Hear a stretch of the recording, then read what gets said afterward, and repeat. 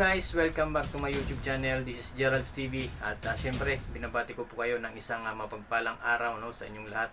Saan mga sulok po kayo ng mundo naroon, ano man ang iyong ginagawa sa mga oras na ito, ay lagi nyo pong tatandaan mga kaibigan, ay mag-iingat po kayo palagi. So ngayong araw mga kaibigan ay meron po tayong bagong or panibagong reaksyon mga kaibigan.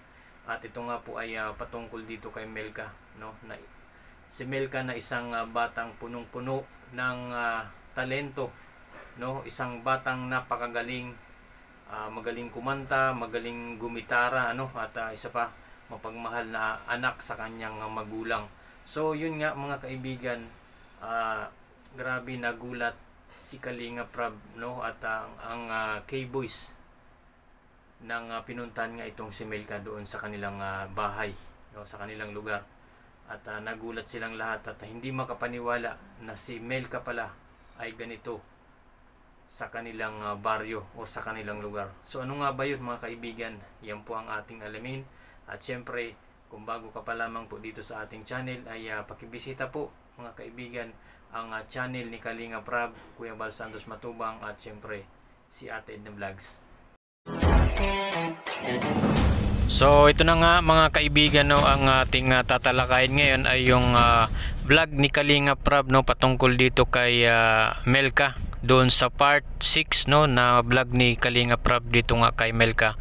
At ayun nga mga kaibigan, muli pong binisita ni Kalinga Prab itong si Melka doon sa kanilang bahay, at syempre para kumustahin at alamin kung ano na ang kalagayan nila Melka, at ito nga ay tinutulungan po ng Kalingap si Melka dahil deserve na rin po na matulungan itong si Melka dahil ang kanyang magulang, ang mama at papa niya ay parehas pong may kapansanan, kaya nakakaawa din po ang sitwasyon ng kanyang pamilya.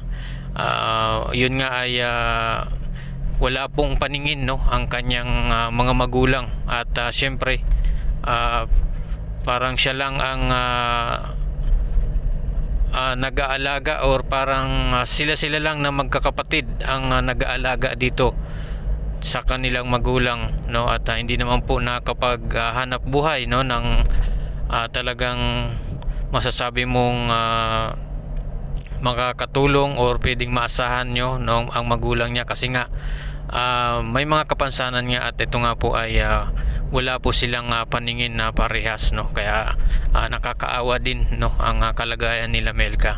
So yun nga mga kaibigan, sa pagbisita nga po nila Kalinga Prab dito kina Melka ay marami pong mga sorpresa or mga blessing na dala-dala itong sina Kalinga Prab, mula sa mga mabubuting puso, mga mababait na tao, mga sponsor na talagang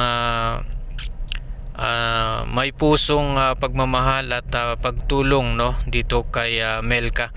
At marami nga pong natanggap itong si Melka mula sa mga sponsor, syempre kina Kalinga Prab. Kaya naman grabe ang pasasalamat ni Melka at ng kanyang pamilya sa lahat po ng nagpapaabot ng tulong sa kanilang pamilya, na talaga namang ayon kay Melka ay makakatulong talaga ito ng ng malaki sa kanilang pamilya. Kaya naman sobra talagang nagpapasalamat mga kaibigan itong si Melka.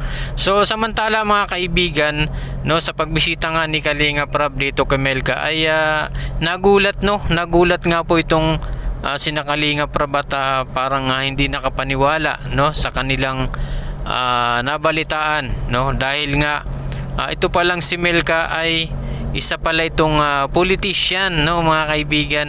At ang nakakatuwa dito ay nanalo pala ito mga kaibigan ng SK Kagawad, itong si Melka. Nakakatuwa at nakaka-proud, maging si Kalinga Prab ay bumilib talaga at sobrang humanga dito kay Melka dahil napakasimpleng bata, napaka-humble, at di nila akalain na ganito pala si Melka sa kanilang baryo. At syempre hindi naman po mananalo yan si Melka kung hindi po yan mabait at mabuting bata, siyempre kung hindi po yan gusto ng kanyang mga kababayan dyan, no, sa kanilang lugar, ay hindi po yan mananalo. So ibig sabihin ay napakabuti ni Melka at yun, mabait na bata itong si Melka at magaling makipag kapwa-tao, kaya naman siya po ay nanalo, no, bilang isang SK Kagawad. So ito pala ay public servant na rin po, no, kumbaga, no, yun ang parang yun ang, kung hindi po ako nagkakamali, ang SK Kagawad ay parang tumutulong na rin po yan sa mga kabataan, ano po. At ang isang nakakatuwa dito, no, at nakakahanga talaga dito sa batang ito ay hindi mo makikita sa kanyang muka na merong din silang mga problema, no, katulad nga nan sa kanyang pamilya, no, na medyo yun nga naghihirap din, no, ang kanilang pamilya, ay hindi mo makikita sa kanyang muka na meron po silang mga problemang ganun. At ang maganda dito, ang maganda dito mga kaibigan ay talagang ang pamilya ni Melka, maging si Melka ay makadiyos, no, malapit po sa Panginoon.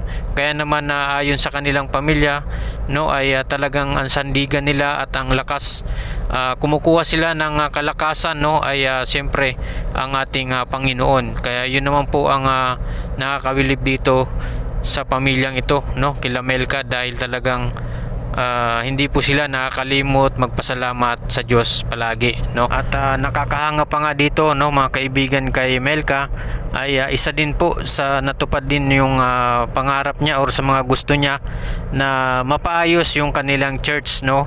At yun nga, sa tulong ng Kalingap, no, ay unti-unti na pong napaayos yung kanilang simbahan, no, sa tulong ng Kalingap.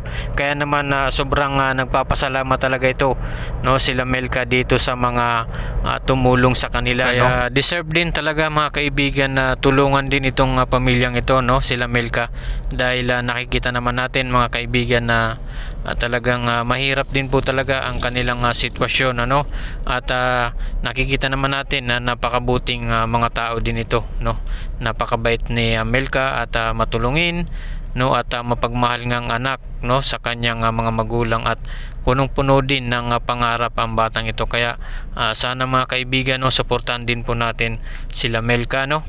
So yun lamang po mga kaibigan ang ating reaction ngayon. At syempre ay kung bago ka pa lamang po dito sa ating channel, ay bisitahin nyo po ang channel ni Kalingap Rab, Kuya Val Santos Matubang, at syempre Ate Edna Vlogs. Maraming salamat po, no, sa inyong panonood. Huwag kalimutang mag-like at subscribe at pakihit na lang ng notification bell para updated ka sa ating mga bagong i-upload na mga videos. Salamat po at God bless you all. May position pa ako sa barangay na kasi nanalo po ako ng SK Kagawad. Uy! Grabe! Yes! Galing mo, ano?